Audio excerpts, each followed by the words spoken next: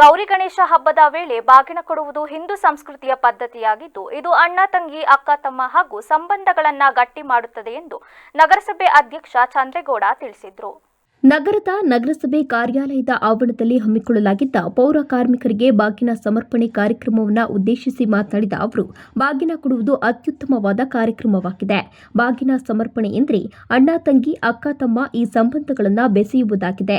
ಗೌರಿ ಗಣೇಶ ಹಬ್ಬದ ಸಂದರ್ಭದಲ್ಲಿ ಇಂತಹ ಕಾರ್ಯ ನಡೆಸಲಾಗುತ್ತದೆ.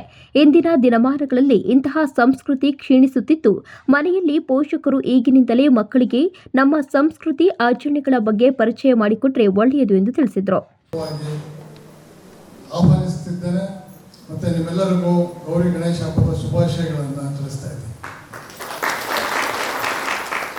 ಇವತ್ತು ಈ ಸಭಾಂಗಣ ಏನಿದೆ, ಇದು ನಮ್ಮ ಮಹಿಳಾ ಪೌರ ಕಾರ್ಮಿಕರ ಮನೆ.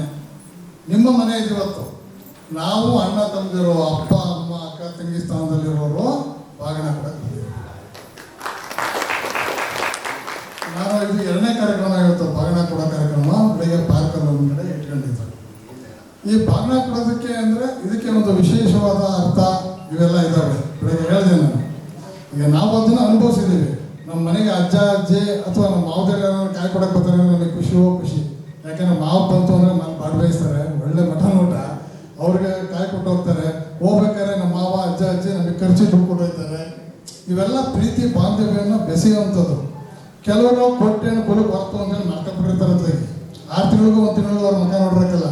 ಆದರೆ ದೇವರು ಹೆಂಗೆ ಸಂಬಂಧ ಇದನ್ನು ಮಾಡಿದ ನೋಡಿ, ಏನೇ ಶತ್ರುತ್ವ ಇರಲಿ, ಮಗಳು ಎಷ್ಟೇ ದೂರದಲ್ಲಿರಲಿ, ಎಲ್ಲೇ ಇರಲಿ, ಆ ಗೌರಿ ಗಣೇಶ ಹಬ್ಬದಲ್ಲಿ ಕಾಯಿ ಕೊಡಲೇಬೇಕು. ಕಾರ್ಯಕ್ರಮದಲ್ಲಿ ಟೈಮ್ಸ್ ಗುರುಕುಲ ಸಿಬಿಎಸ್ಇ ಶಾಲೆಯ ಸಂಸ್ಥಾಪಕ ಅಧ್ಯಕ್ಷ ಎಬಿ ಸುರೇಂದ್ರಕುಮಾರ್, ಇಂಜಿನಿಯರ್ ವೆಂಕಟೇಶ್, ಆರೋಗ್ಯಾಧಿಕಾರಿ ಮಂಜುನಾಥ್ ಸೇರಿದಂತೆ ಇತರರು ಉಪಸ್ಥಿತರಿದ್ದರು.